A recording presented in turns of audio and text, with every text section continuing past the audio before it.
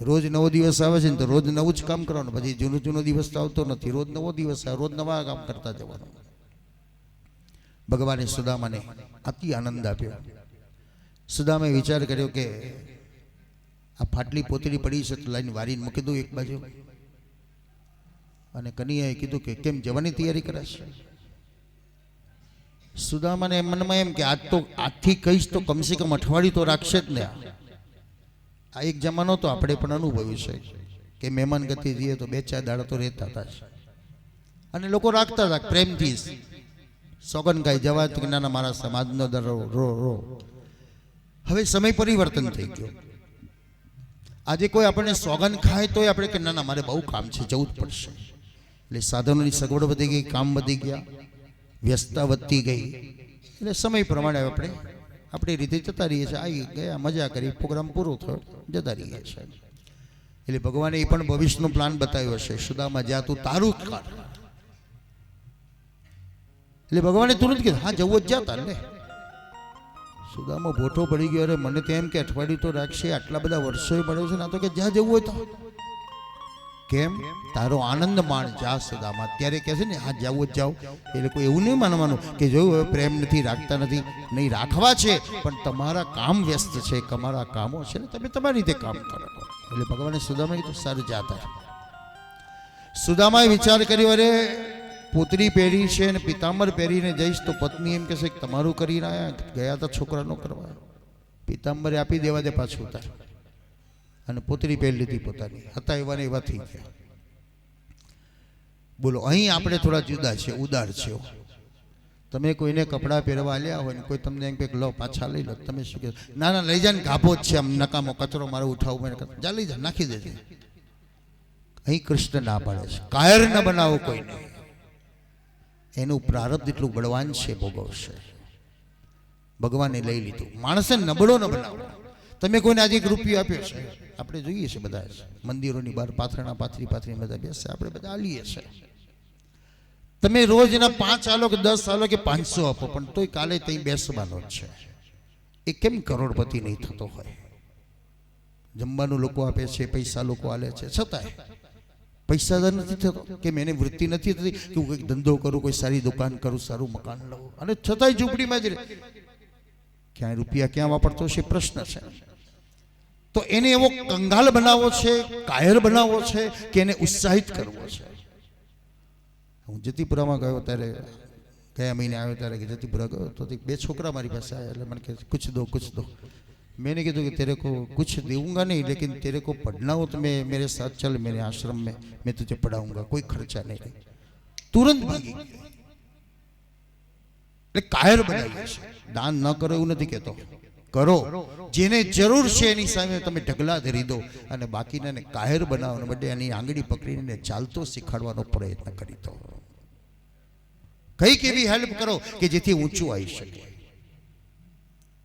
સમાજમાં એવી ઘણી બધી વ્યક્તિઓ છે, આપણા આસપાસમાં પણ ઘણા હશે, પણ કોઈને કહી શકતા નથી. આપણે જાણીએ તો ધીમે ધીમે હેલ્પ કરી દો એટલે ઈશ્વરને આપ્યા બરાબર છે. 1 રૂપિયો તમે 100 જણને આપો પણ એક વ્યક્તિને 100 આપીને તમે એને આગળ એક ડગલું ચલાવી દીધો. પેલાને 100 કરશે ત્યારે ડગલું ચાલશે, પણ તમે એને સપોર્ટ કરી દીધો તો જલ્દી ફલંગ મારી શકે છે. ભગવાને સુદામાને વિદાય કર્યો. સુદામા વારે વારે પાછળ જુએ છે. આપણને યાદ કરવા જેવું છે. તમે મંદિરમાંથી જાઓ ત્યારે ઓટલે બેસો છો એ પ્રભુની પરીક્ષા કરવા હૃદયમાં દેખાય છે કે નહીં. પણ આપણે બેનપણીની વાતો સાંભળવા બેસીએ છીએ, ફલાણા આવે ને ગામની ચર્ચા કરે એટલે ઘેર જઈને પાછું બળાપોત થાય છે. આનંદ સ્વરૂપને લઈને જાઓ તો તમને ઘેર પણ આનંદ મળશે. સુદામાએ વારંવાર આટલે દૂરથી આવવું પડે મારા ભગવાનની પાસે, એના કરતાં 1 વાર લઈ જાઓ. શંકરે જેમ દર્શન કર્યા એમ સુદામા પણ વારે વારે પાછળ જુએ, પ્રભુને હૃદયમાં લઈને ગયો. પણ હજુ સુદામો ઈશ્વરની લીલાને ન સમજી શક્યો. તો હું ને તમે ક્યાં સમજવાના છે? ના સુદામો સમજી શક્યો, ના બ્રહ્મા સમજી શક્યા, ના નારદ સમજી શક્યા, ના ઇન્દ્ર સમજી શક્યા. તો આપણે ક્યાં સમજવાના છે? મોટો મહેલ જોયો સુદામા, વિચારવા રહ્યો આ કાળિયા ઠાકર ચોરની જોડે ગયો તો મારું ઘરે લૂંટાઈ ગયું અને કોકે આટલો મોટો મહેલ બાંધી દીધો. હે સુશીલા કરીને પોકાર કરીને સુશીલાએ અવાજ સાંભળ્યો, બારીમાંથી જોયું, દવાર પાડ્યો, કીધું જાઓ પેલા ગાડા તુર દોડે છે ને મારા દેવ છે લઈ આવો. હજુ સુદામો ન સમજ્યો. હે ભગવાન, તારા સંગમાં ગયો તો વગર ચોરે ચોર મને બનાવી દીધો. પણ સોળે શણગાર સજેલી પોતાની પત્નીને જોઈ ત્યારે સુદામાના આનંદનો પાર ન રહ્યો. ભગવાન તેમને આટલું બધું આપી દીધું પણ એક અણસાર ન કર્યો. આદર્શ ગ્રહસ્થ જીવનની લીલા સુદામા ચરિત્ર છે. અંતિમ શ્લોકમાં સુખદેવજી મહારાજ સુંદર કહે છે, શ્રીમદ કથા શ્રવણ ચિંતનમાં સુબોધવા. ખાધા પછી ખાવાને પચાવવાનું, એમ કથા શ્રવણ કર્યા પછી એ કથાને પચાવવાની. જે પચાવશે એ ઉપલભતે ભગવત પદારવિંદમ, પ્રભુના ચરણારવિંદને પહોંચી શકે છે. આખી કથા તો એક દિવસમાં ન પહોંચે. અને તેથી સુબોધજી અને શ્રીમદ ભાગવત એમ કે છે, નિગમ કલ્પતરોદ્ગલિતમ ફલમ સુખમુખાદ્રવમૃત સંયુતમ પીબત ભાગવતમ રસમાલય મુહુરહો રસિકા ભુવિ ભાવુકા. વારંવાર જ્યારે જ્યારે સમય મળે અને ત્યારે ત્યારે એને શ્રવણ કરતા રહો, શ્રવણ કરતા રહો. તમને જ્ઞાન હશે ને તો કથામાં વધારે ઇન્ટરેસ્ટ આવશે. આ લીલા આવશે, આનો આ ભાવ આવશે, એમાં નવો નવા તમને ભાવ પ્રગટ થવા લાગશે. ભગવત કૃપા છે કે જ્યાં જ્યાં કથા થાય છે ને ત્યાં ત્યાં નવા નવા હૃદયમાંથી ભાવ પ્રગટ થતા હોય છે. એકની એક કથા 10 વાર સાંભળીએ છીએ તો એ વક્તા શ્રોતા એમ કહેશે કે કંઈ જુદી જ કથા લાગે છે. તો એ હૃદયનો ભાવ છે અને એ ભાવ દ્વારા 10મા સ્કંદને વિરામ કરીએ. એકાદશ સ્કંદમાં વેદાંતની કથા છે, તત્વજ્ઞાનની કથા છે કે જેમાં ઉદ્ધવ અને કૃષ્ણનો સંવાદ છે. ભગવદ્ ગીતા આપણે બધા જાણીએ છીએ પણ ઉદ્ધવ ગીતા પણ છે, જે ઉદ્ધવ અને કૃષ્ણનો સંવાદ થયો છે. ભગવાન પ્રભા ક્ષેત્રમાં બિરાજા, ભગવાન દ્વારિકા છોડી દીધું. કેવા વૈરાગ્યો, જે છત્ર પલંગમાં સુનારો ભગવાન પણ સમય આવ્યો તો ભૂમિ પર શયન કરવા તત્પર બની ગયો છે. શું છોડ્યું? આસક્તિ છોડી દીધી. પોતાની આંખની સામે દ્વારિકાનું નિર્માણ કરી દીધું. યદુવંશોને કહી દીધું, જેનું જે વાલું છે લઈને નીકળી જાઓ. શું વાલું કરીએ લોકોએ? અંદર અંદર ઝઘડ્યા અને પરિણામે નાશ પામી ગયા. પણ ભગવાન તો પ્રભા ક્ષેત્રમાં આવીને શાંતિથી પીપળના ઝાડ નીચે તકીઓ કરીને બેઠા છે. ઉદ્ધવ આવ્યો, ભગવાન આપ સ્વધામ જશો? હા, હું પણ આપણી સાથે આવું. નહીં ઉદ્ધવ, આ રસ્તો એટલો સાંકડો છે કે એક જ જઈ શકે છે. તો આપના વગર આ દુનિયાનું શું થશે? ભગવાને બતાવ્યું, મારું સ્વરૂપ મેં શ્રીમદ ભાગવતમાં પધરાવ્યું છે. 7 દિવસ સુધી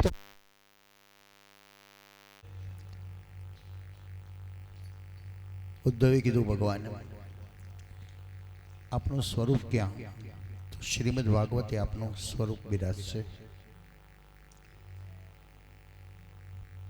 પુરાણમાં એક કથા આવે છે કે નારાયણ જ્યારે બદ્રિકાશ્રમમાં તપ કરી રહેલા છે અને લક્ષ્મી બોરડીનું ઝાડ બનીને છાંયડો કરે છે. એટલે નારાયણ આંખ ખોલી કે લક્ષ્મી તમે એ મારી પાછળ પાછળ આવ્યા. લક્ષ્મી કીધું, તમારી સાથે જ રહેવાની, તમે જ્યાં જશો ત્યાં. તો કલિકાલામાં તો મેં શ્રીમદ ભાગવતમાં બિરાજ્યો છું, તો તમે ક્યાં જશો હવે? ત્યારે લક્ષ્મી, હું તો તમારી સાથે જ રહેવાની, પણ બતાવો તો ખરા તમારું ઘર કયું? ત્યારે લક્ષ્મી બોલી છે, હું શ્રોતાના હૃદયમાં બિરાજીશ. આ 3 કલાક ઘેર બેસી રહેવાનું કે તો બેસો ખરા? ભલે ને બસ કશું જ નહીં કરવાનું, બસ તમને કંઈક બેસી રહો 3 કલાક, તો ઊંચા નીચા થઈ જઈએ. પણ અહીં બેસી રહેવાય છે, કારણ અત્યારે તમે નથી પણ તમારી અંદર એ ભક્તિરૂપી રાધા બિરાજમાન છે અને એનો પ્રિયતમ કૃષ્ણ છે. એટલે એની વાતોમાં આનંદ આવે છે. શક્તિ ક્યાં છે? તો મારા નામની અંદર શક્તિ છે. તમારું કોઈ ગવર્મેન્ટમાં ફાઇલ મૂકી છે, તમારી 6 મહિના 6 વર્ષથી ફાઇલ આગળ જતી જ નથી. કેટલા ધક્કા ખાધા છતાંય ન ગઈ, પણ એક સામાન્ય મિનિસ્ટરનું તમે નામ દીધું અને તમારું કામ થઈ ગયું. એક સામાન્ય વ્યક્તિનું નામ લેતા જો આપણા કામ થાય, તો ભગવાનનું નામ લેવાથી કોના કામ નથી થતા? તો નામમાં એ શક્તિ છે, મંત્ર શક્તિ. યંત્ર શક્તિ કરતા એક સ્ટેપ આગળ એ મંત્ર શક્તિ છે. યંત્ર કેવલ વિનાશ કરી શકે, જ્યારે મંત્ર સર્જન કરી શકે છે, અને વિનાશ પણ દુઃખોનો વિનાશ કરે છે અને સુખનું સર્જન કરી શકે છે. પરમ મિત્ર કોણ? તો ભગવત નામ. ભગવાન એ સ્વયં પરમ મિત્ર છે. સાચી સંપત્તિ કઈ? તો નામ સ્મરણ એ સાચી સંપત્તિ છે. ઈશ્વર કોને કહેવાય? ભગવાન કોને કહેવાય? તો રામ અને કૃષ્ણ એ ભગવાન છે, અને ઈશ્વર અજન્મા છે, એ અનાદિ છે. જે હાથીની સૂણ ઊંચી બતાવે છે, સત્વરજ તમથી જે પર છે તે ઈશ્વર છે, અજન્મા છે. ગુણ કોને કહેવાય? દોષ કોને કહેવાય? લોકોના ગુણ જુઓ એટલે તમારો પ્લસ પોઈન્ટ થયો, ગુણી બની જશો, અને લોકોના દોષ જોશો તો માઇનસ પોઈન્ટ થશે, તમે જ દોષી બની જશો. ગુણમાં ભગવાન દત્તની કથા છે. 24 ગુણ લીધા. 24 ગુરુ કે 24 કંઠી નથી ધારણ કરી, પણ 24 ગુણ લીધા છે. ટીટોડીમાંથી, અજગરમાંથી, કબૂતરમાંથી, સમુદ્રમાંથી, નદીમાંથી, પર્વતમાંથી, એવી ગુણ લેતા લેતા ભગવાન દત્ત ગુણવાન બની ગયા. દ્વાદશ સ્કંદ. 9 યોગેશ્વરમાં એક યોગેશ્વર એમ સુંદર કે છે, સુખ અને દુઃખ સિક્કાની 2 બાજુ છે. એક જીતવાનો છે ને એક હારવાનો. ટોસ ઉછારો તો એક જીતશે ને એક હારશે. કારણ બંનેના વિચારો જુદા છે. પણ એક સુંદર હવિ નામના યોગેશ્વર કે છે, બધા ટેન્શનમાંથી મુક્ત બનવું હોય તો ભગવાનને અર્પણ કરી દો. બેંકની લાઈનમાં ઊભું ન રહેવું હોય તો ડિપોઝિટમાં લખી દો, વ્યાજ સાથે રિન્યુ કરી દેજો. ટાઈમ મળશે તારા એને લઈ દેશે, નહીં તો 2 કલાક લાઈનમાં ઊભા રહો. તો જે કંઈ કર્યું છે એ ભગવાનને અર્પણ કરી દો, અને ભગવાનની બેંકમાં જ્યારે જ્યારે ક્રેડિટ કાર્ડ આપણો છે ક્રેશ કરશો, એનું ફળ આપણને મળ્યા જ કરતું હોય છે, જે આપણને આનંદ પણ છે. આપણે શું કર્યું આપણે બધાને ખબર છે, પણ ભગવાને શું આપ્યું આપણે જાણતા નથી, એટલે કોઈ અફસોસ કે દુઃખ નથી થતું મને ઓછું આપ્યું. પણ જ્યારે જ્યારે આપણે ઈચ્છા કરીએ છીએ ત્યારે ત્યારે સમય સમય આપણા કામ કરતો જાય છે. દ્વાદશ સ્કંદ જે ફળ છે, પરીક્ષિત ગંગા કિનારે બેઠો છે. સુખદેવજી મહારાજે પ્રશ્ન કર્યો, હવે કોઈ જિજ્ઞાસા છે? મહારાજ આપે ઘણું બધું મને આપ્યું છે, મારી લાયકાત કરતાં પણ વધારે, તો હવે મારે બસ આને પચાવવું છે. સુખદેવજી સમાધિ વાળીને પલાઠીમાં બેઠા છે. પરીક્ષિત પણ સામે પલાઠી વાળીને બેઠો છે. આજે પરીક્ષિતે પલાઠી ખોલી. સુખદેવજીની પાસે જઈને કહેવા લાગ્યો, મહારાજ જે મને આપી છે એની કોઈ કિંમત આંકી શકાય એમ નથી, અને એ કિંમત હું આપને આપી શકું પણ એમ નથી. પણ મારું જે હતું એ તો પરિવારને સોંપી દીધું, પણ મારું જે છે હું આપને અર્પણ કરું છું. શું આપણું? તો આ મસ્તક પરીક્ષિતે સુખદેવજી મહારાજના ચરણમાં સમર્પિત કર્યું, વંદન કર્યા. પરીક્ષિત પોતાના આસન ઉપર બેઠો અને સુખદેવજી મહારાજ ઊભા થઈ ગયા. સુખદેવજી પાછળ વળીને જોયું નથી પરીક્ષિત રડે છે, દુઃખી થયો, શું કરે છે. બસ એ પણ ત્યાગ ભાવની અંદર ક્યાં વિચલિત થઈ ગયા એ પરીક્ષિતને ખબર ન પડી. પરીક્ષિત જોયા જ કરે, અને તક્ષકનો દંશ ક્યાં લાગી ગયો એ પણ પરીક્ષિતને ખબર ન પડી. પરીક્ષિતના પુત્ર જન્મેજયને ખબર પડી કે મારા પિતાને તક્ષકે દંશ આપ્યો છે. યજ્ઞ કરાયો, સર્પ યોની વિધ્વંસ કરવાનો પ્રયત્ન કર્યો. આસ્તિક નામના ઋષિ આવ્યા, યજ્ઞને અટકાવ્યો. મંત્ર શક્તિ છે, જે સર્પનું નામ બોલે એ સર્પ દુનિયાના ગમે તે ખૂણે હોય યજ્ઞ કુંડમાં આવીને પડે છે. મંત્ર એ જ છે. હજારો વર્ષ પહેલા જે મંત્ર હતા એ જ મંત્ર અત્યારે છે, પણ ફક્ત તકલીફ ત્યાં આવી, કર્તા લુપ્ત થવા લાગ્યો. એ કર્તામાં પણ એટલી તાકાત જોઈએ કે મંત્રની સાથે ઈશ્વરનું આહ્વાન કરી શકે, એ જીવનું આહ્વાન કરી શકે, એવી એનામાં પણ આત્મબળ એટલું જોઈએ. અને એ આત્મબળ એ ગાયત્રી ઉપાસના દ્વારા એને જે સમય પ્રાપ્ત થતા હતા. આસ્તિક નામના ઋષિએ કોઈ યજ્ઞ અટકાવી દીધો, અને યજ્ઞ અટકાવતા જન્મેજય કીધું, બસ હવે મારે યજ્ઞ નથી કરવો. પરીક્ષિતના આગળ સુંદર લીલાઓની ચરિત્રની જે કથા આવે છે કે જેની અંદર તક્ષક સર્પ માનવનું રૂપ લઈને ગંગા કિનારા તરફ જઈ રહ્યો હતો.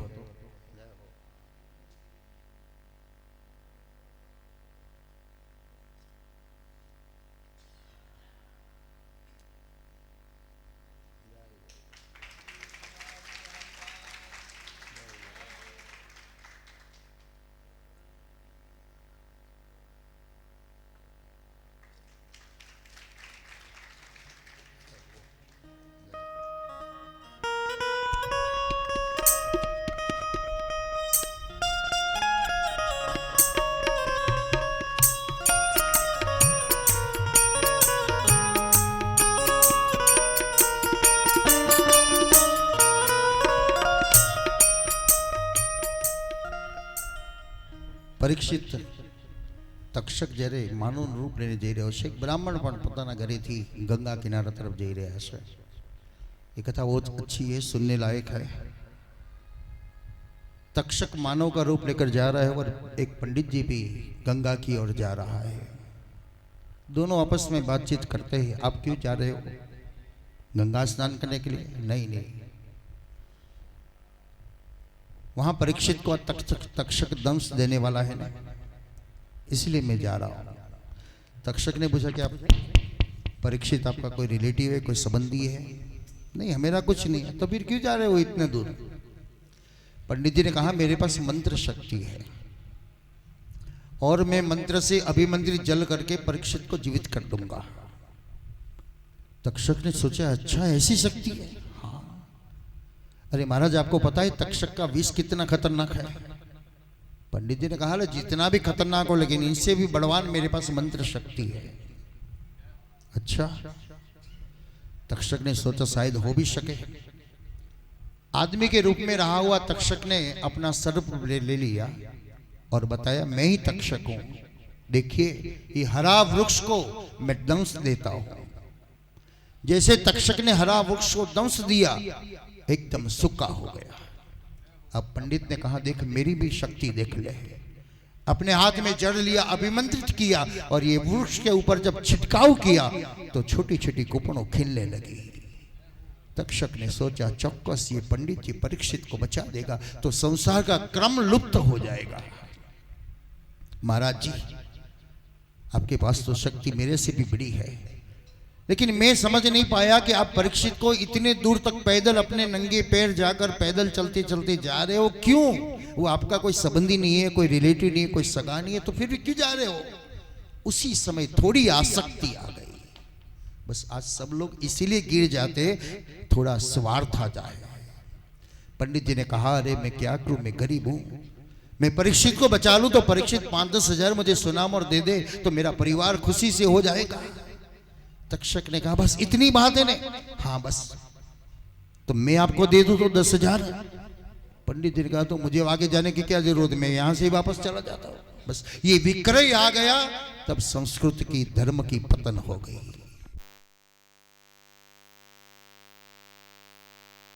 संदेश हम सबको सीखना चाहिए. ईश्वर ने हमको जो ज्ञान दिया है वो बेचने के लिए नहीं.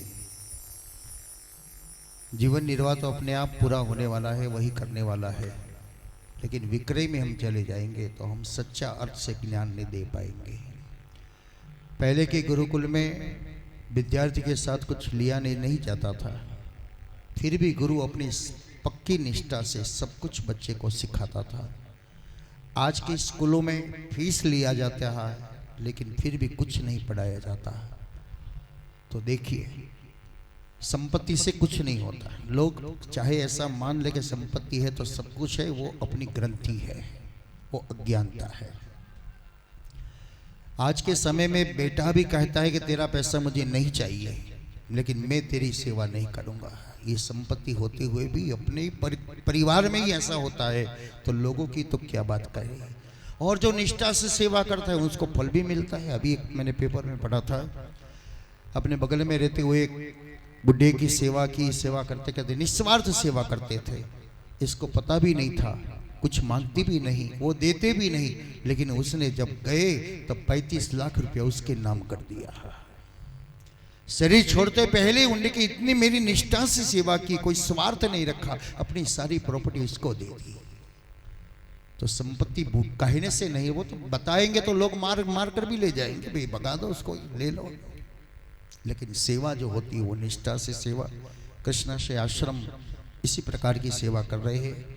वहाँ जितने भी वैष्णव लोग आते हैं, किसी को ऐसा नहीं कहा जाता कि भाई ये चाय पानी करना तो इतना पैसा दो, खाने पात्र का इतना पैसा दो। और लोग अपने अनुभव ही कहते हैं। अभी गोधरा से एक बस आई थी, बिना सूचन से आई थी, तो कोई व्यवस्था नहीं थी। आते ही मैं ऑफिस में बैठा था, बोला कोई बस आई है। मैंने बोला अच्छा व्यवस्था करो इनकी। तो हमारे आदमी लोगों ने कहा कि आप चाय पानी करोगे। एक बहन ने बताया रे कि जितना पैसा होगा हम दे देंगे, चाय की व्यवस्था कर दो। मैंने बाहर आकर कहा कि माता जी चाय के पैसे के लिए नहीं मैं बोल रहा हूँ, ये मेरा एक गृहस्थ धर्म है, आश्रम का भी ये धर्म है कि कोई भी आ जाए उनका जिस समय हो ऐसा स्वागत सत्कार करना चाहिए। आपने पहले से बता दिया हो तो सभी व्यवस्था तैयार थी, लेकिन नहीं बताया, फिर भी आप आए तो चाय पानी तो कराएंगे। उनने इतनी प्रशंसा से कहा कि मैंने पहली बार ऐसा सुना है कि बिना पैसे से आप ये सब सेवा कर। बाकी जहां भी जाए बस पैसा इतना इतना, पैसा इतना, पैसा इतना, यहाँ चढ़ाओ, यहाँ चढ़ाओ, यहाँ चढ़ाओ, यहाँ चढ़ाओ। राम का चिड़िया, राम का खेत, खाओ चिड़िया भर भर पेट।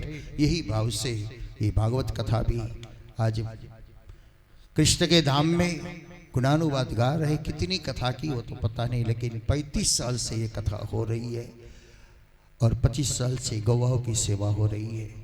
दो काम, एक सेवा भागवत का गुणानुवाद और दूसरी गौ माता की सेवा। इनके साथ बुढ़े बुजुर्गों की सेवा, बच्चों की सेवा, युवानों की सेवा, कन्याओं का विवाह की सेवा, यज्ञोपवीत संस्कार सेवा, अवारनवार यज्ञों की सेवा, और हर साल शिविर की जो तो व्यवस्था होती है। इस वर्ष साल भी 26 मई થી 30 મઈ કૃષ્ણાશ્રય આશ્રમમાં પ્રતિવર્ષ શિબિરનું આયોજન આ વર્ષે પણ રાખવામાં આવ્યું છે। 12 મઈ ખેડાળા જિલ્લાની ભજન સ્પર્ધાનું પણ ત્યાં આયોજન રાખવામાં આવ્યું છે। 10/8 થી 16/8 હરિદ્વારમાં ભાગવત કથાનું આયોજન કરવામાં આવ્યું છે। અહીં જેટલા 100 સભ્યો છે એ પોતાના ગ્રુપોની અંદર પણ અમારા તરફથી સૂચનો કરજો, આપના અનુભવ બતાવજો। અને હરદવાની કથામાં માયાબેનના ઉત્સાહને વધારવા માટે, જેમ વિલાસબેનના ઉત્સાહને વધાર્યો એમ માયાબેનની ઉત્સાહને વધારવા માટે એમની તો બહુ ઈચ્છા છે કે 200-250 વૈષ્ણવ થાય ને તોય વાંધો નહીં। એટલે આપ સૌને પણ 100 છો તો 100 કરી આલો, 100 તો એમણે કરી દીધા છે। એટલે એમનું કાર્ય પણ ઈચ્છા ભગવત કૃપાથી પૂર્ણ થશે। આજે લગભગ 2 નામ તો આવ્યા છે, અહીંયા ગાડી નોંધાયા છે। બીજા પણ જેને વિચારીને 10-4 થી એપ્રિલમાં બુકિંગ ખુલે છે, એટલે એ પહેલાં કરાવીશું તો વધારે વ્યવસ્થિત ટિકિટ મળશે। નહીં તો પછી, કારણ અમદાવાદ વડોદરા 2 જગ્યાએથી ટ્રેન મળે છે, એટલે પાછું નડિયાદવાળાને બધાને બસમાં અમદાવાદ લાવીશું, પાછા અમદાવાદથી નડિયાદ સુધીને લે એટલા ખેડા આણંદ જિલ્લાના જે હશે એ બધાની વ્યવસ્થા અમે કરી દઈશું। અમદાવાદના છે બધા તો પોતપોતાની રીતે ટ્રેનમાં જતું રહેશે। બીજું આગામી એક પ્રોગ્રામ આવતા વર્ષે દિવાળી પછી અમારા દીકરા પરીક્ષિતે પોતાનું એક આયોજન મૂક્યું છે। 3-12 થી ડિસેમ્બરમાં જગન્નાથપુરીનું આયોજન મૂક્યું છે।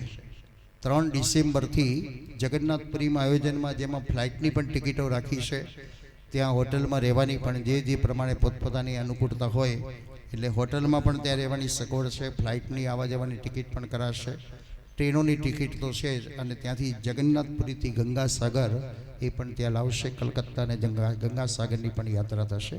તો એમાં પણ જેને ડિસેમ્બરમાં ટૂર છે એટલે ઓગસ્ટ-સપ્ટેમ્બર સુધીમાં પોતાના નામ નોંધાવી શકે છે, એમાં પણ આપણે જોડાવાનું। તો વિશેષ આ કથા વ્રજધામની અંદર વ્રજ અને વિલાસ બંને, વિલાસ એટલે પણ રાસ થાય છે, એમ આ રાસ વિલાસની અંદર સમન્વય થયો, સંયોગ થયો, સુયોગ થયો, અને સુયોગમાં સૌદામીનો સુયોગ જે થઈ ગયો। આપ સૌનો સંયોગ દ્વારા આ કથાને આપણે વિરામ કરીશું। 7 દિવસ સુધી પ્રભુએ આપણને જે પ્રસન્નતા આપી, આનંદ આપ્યો, એ જ મોટી સંપત્તિ છે। પણ ઘેર થોડો પ્રસાદ તો લઈ જવો પડશે ને, એટલે આશીર્વાદનો પ્રસાદ આપણે આપણા ઘેર લઈ જઈએ, જેથી આપણા પરિવારને આશીર્વાદનો બાંટવારો થાય, વહેંચીએ બધાને, અને આખો પરિવાર સુખી ફાલે, એવી અભ્યર્થના સાથે શ્રી મહાપ્રભુજી, શ્રી વલ્લભ, શ્રી ઠાકોરજી ને શ્રી યમુનાજીના ત્રિવેણી સંગમ દ્વારા આપ સૌએ 3 વસ્તુ આપી છે. 3 વસ્તુને લાયક બન્યા છો. અને એ લાયક બનવા, ગાડી છે પણ પેટ્રોલ નથી તો તકલીફ છે, પેટ્રોલ છે પણ ગાડી નથી તો તકલીફ છે, ગાડી છે પેટ્રોલ છે પણ ડ્રાઈવર નથી તો તકલીફ છે. 3 વસ્તુની આવશ્યકતા. ગાડી એટલે આ શરીર, પહેલું સુખતી જાતિ એને રહ્યા, આપ સૌનું શરીર નિરોગી રહે. પેટ્રોલ એટલે સંપત્તિ, આપની ઈચ્છાઓ પ્રમાણે ભગવાન આપને ફૂલે ફાલે. અને ડ્રાઈવર એટલે આપણા સંતાનો સ્વસ્થ નિરોગી રહે એવી અભ્યર્થના સાથે શતમિંદુ શરદો અંતિ દેવા જતરાનશ્ચક્રા જરસંતનોન્નામ પુતરાશો જતરા પિતારો.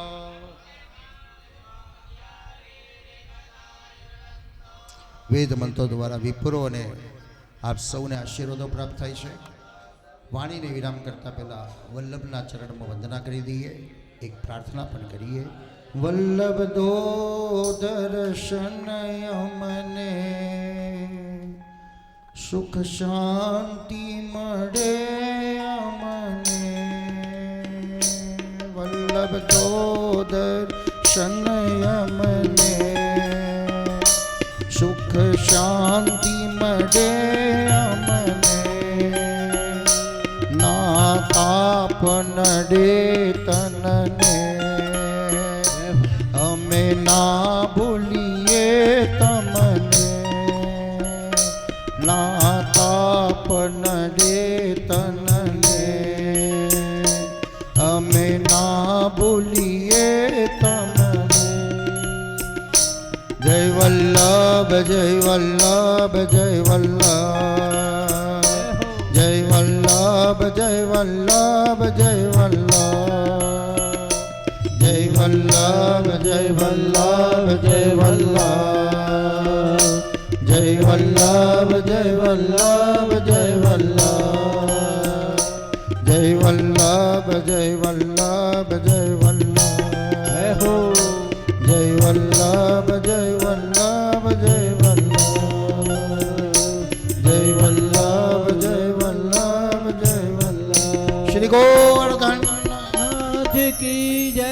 શ્યામ સુંદર શ્રી અમને વલ્લભા બાંકે બિહારી લાલ કી, રાધા રમણ ભગવાન કી જય, ગૌ માતા કી જય. આપ સર્વના હૃદયમાં બિરાજતા પરમાત્માની વંદના સાથે સર્વને જય શ્રી કૃષ્ણ. ખૂબ ખૂબ આપ સૌનો આભાર. આપ સૌ વ્રજધામની અંદર પરમ આનંદની અનુભૂતિ કરવા માટે ઉપસ્થિત થયા બદલ આપ સૌનો ખૂબ ખૂબ આભાર સાથે સર્વને ધન્યવાદ. વિલાસબેન, સૌદાનીબેન અને માયાબેન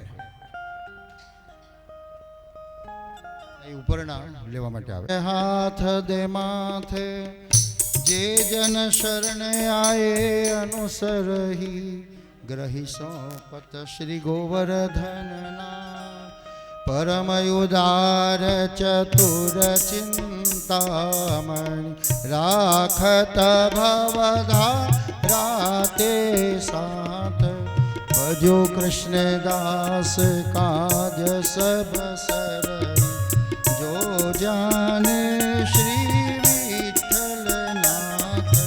પરમ કૃપાળુ શ્રી વલ્લભનંદન, તરત કૃપા નિજ હાથ દે માથે, તરત કૃપા નિજ હાથ દે માથે. શ્રી વલ્લભાધીશ કી